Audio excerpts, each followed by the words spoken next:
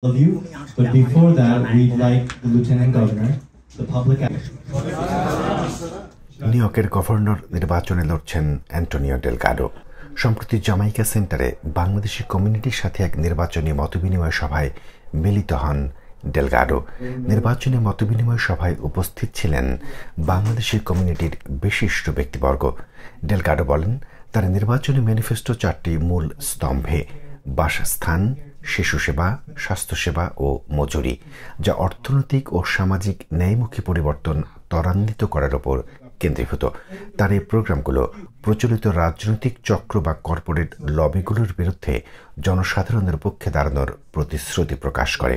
তিনি বলেন, তার প্রতিদ্বন্দ্বিতা কর্পোরেট ইন্টারেস্ট ও প্রথাগত রাজনীতির বিরুদ্ধে। নির্বাচনে জয়যুক্ত করতে বাংলাদেশি কমিউনিটির কাছে সহায়তা চেয়েছেন Antonio Delgado. We saw with that program.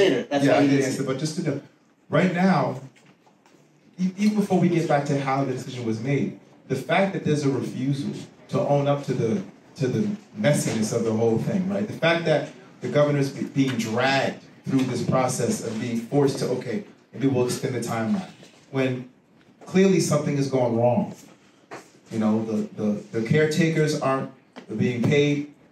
Folks who need the care don't have the caretakers. There's been a dynamic here where communities on the ground are being affected. And so at the very least, there needs to be a pause and say, let's reassess what we're doing here and reevaluate how this program is working. Not just keep pushing forward, knowing that there are real challenges that are happening every single day, that people are being affected every single day. That to me is where we got to start. Tikana News, New York. At the end of the day,